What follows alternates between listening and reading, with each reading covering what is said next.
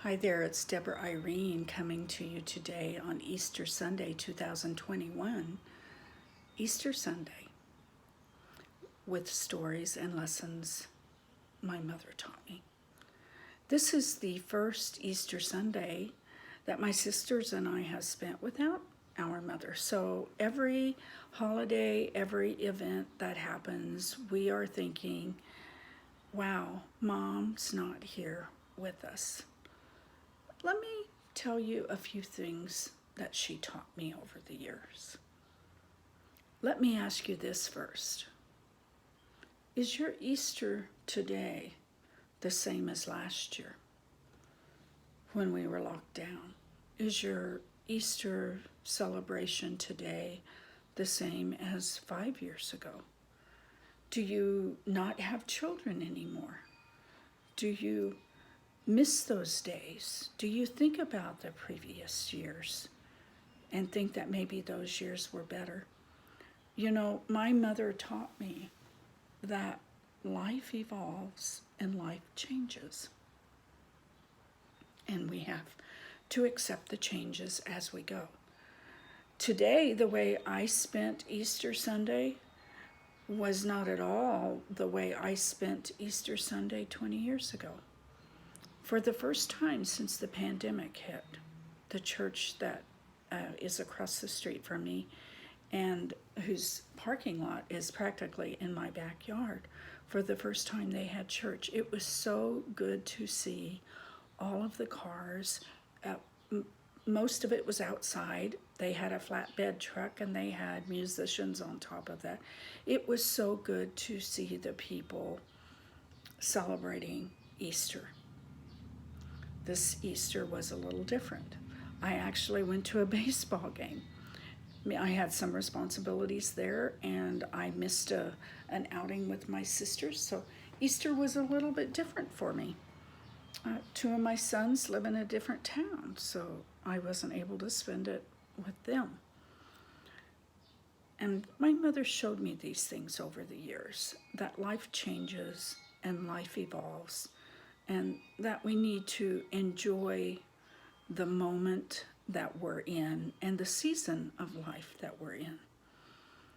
I remember as a little girl growing up, when the first 10 years of my life in California, how special my mother made Easter. She went along with the Easter bunny and the baskets and the eggs and took us on various Easter egg hunts associated in the town we lived in and also with the church that we went to. She also made sure that we went to church. And I know people don't do this as much as we used to when I was growing up, but we dressed up for church and we had a pretty dress to wear every Sunday, my sisters and I. I'm going to say most of the years we did have a new Easter dress, but there were some years we didn't have a new one. Sometimes we just had a hand-me-down from our older sister, but it was new to us, and we certainly dressed up for Easter Sunday. We would come home and Mother always prepared a delicious meal.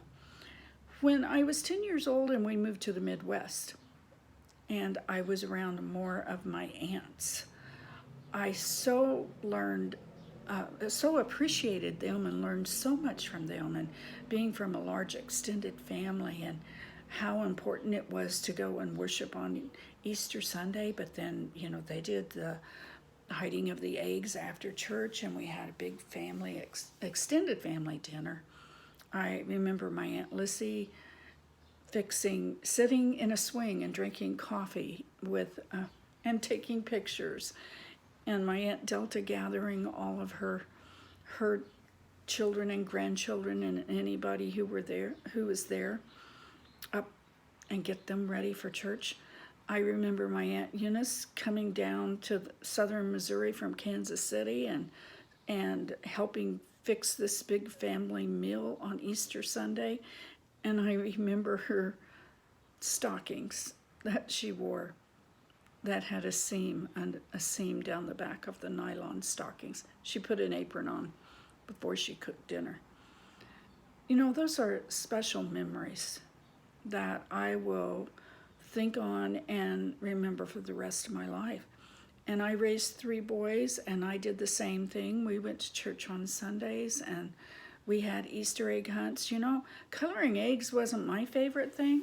Somehow, we would go to my mother's usually on Easter, and somehow, even though that wasn't my favorite thing and I was not the best artist, somehow Aunt Debbie was always the one helping the nephews and my sons as well color eggs.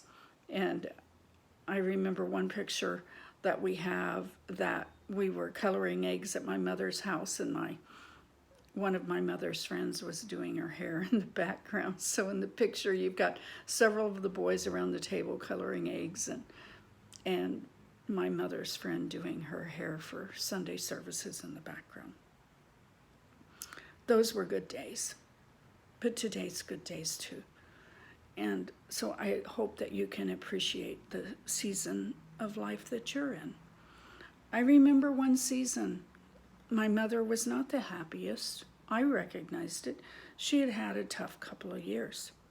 You know, sometimes when things are not going the best for us, though, we just have to keep going and know that things will get better in the future. And I remember that Easter Sunday. She still dressed up for church. She still took us to church that Sunday and came home and cooked a meal, and we took pictures outside of everybody in their Sunday best on that Sunday. And things got better. I read to you last year a story that I'm going to read to you again. It's from a blog that I wrote in 2013. Not only is it about Easter, not only is it about the resurrection, but I want you to know that if my mother were here today, she would tell you to hang on to that hope of Jesus. What is that hope? Well, we believe that he was the Son of God, that he came and died for us, for the sins that we've committed, not that he committed. He died, that he rose again on the 3rd day after he died, that he ascended. That is even more exciting to me than the resurrection, that he ascended and sits at the right hand of the Father, making intercession for us. And someday he's going to come back and gather us up. And I want to be ready to go. The ascension excites me. So let me read you this story. I will try to read it fast. The title of the chapter from my book, Someday I Will Write, Chapter 17, Resurrection, Hope. We all have to hang on to hope. Winter arrived late this year and has been unyielding to spring.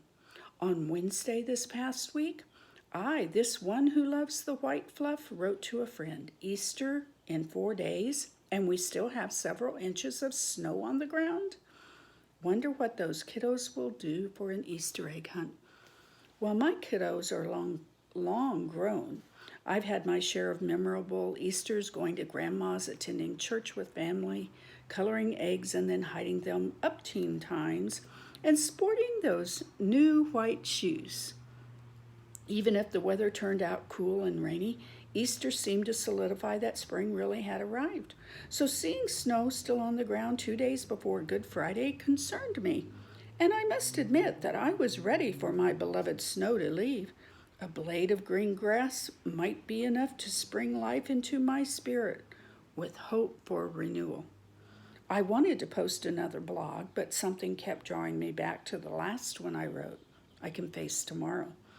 I reread it and listened to the song repeatedly, which resonated in my spirit. Life really is worth living, and I can make it. And then my week was interrupted. I found myself in the middle of helping a family return home after a tragic accident, no fault of their own, that left one of 5 children dead and 2 others injured, along with the mother, who was recovering from critical injuries. The small part I played in helping them get home left me humbled, full of sympathy, and melted any hardness in my heart that might have formed over my previous difficult years. I was reminded of those busy days of caring for my 3 sons, the road trips and trying to make sure everything went smoothly, that they had a good time and were safe. I was reminded how fragile life really is, and that sometimes we have to face blows where life is not kind or fair and we simply do not understand. But we have to go on. We have to face tomorrow, and we can. That's what my mother would tell me, and we can face tomorrow. I felt a little lonely this Easter morning. I missed my sons. They have their own lives. My heart still ached for this new family that crossed my path. I walked out onto the porch and looked over the pond that 3 days ago was still covered in snow, and there was the most spectacular sun. I hadn't taken time to notice the snow had finally melted. Easter egg hunts would go on, and life would go on. Now, I have to stop here and tell you that if you go to DeborahIrene.com and look back in my blog, our archives, all the way back to April of 2013, I believe, and find this blog that I wrote, the picture that I put with it was stunning. The way the sun was glistening down on this pond was incredible. I wish I could explain it adequately. That sun beating down on that water, and it was like a telescope of light going right down on it, and it made me think of the Ascension. So I walked out on my porch and I saw that. The sun was so bright and glistened on the water. I was reminded that we do have hope for better days. The sun will rise and shine again upon us. That's what my mother always told me. It will. If you're going through a hard time, it will rise again and shine down. God will give us grace to continue our journey even in those difficult times that we are unable to comprehend. And as the song reminds us, someday we will see those lights of glory, some of us through death and others on that appointed day. Maybe it will be a day like today. Take just a couple of minutes to try to imagine this. Jesus has been crucified. He rose again on the third day, revealed himself to his disciples and others, and 40 days later, he's amongst some of them when this happens. Try to imagine it. After he said this, he was taken up before their very eyes, and a cloud hid him from their sight. They were looking intently up into the sky as he was going, when suddenly 2 men dressed in white stood beside them. "Men of Galilee," they said, "why do you stand here looking into the sky? This same Jesus,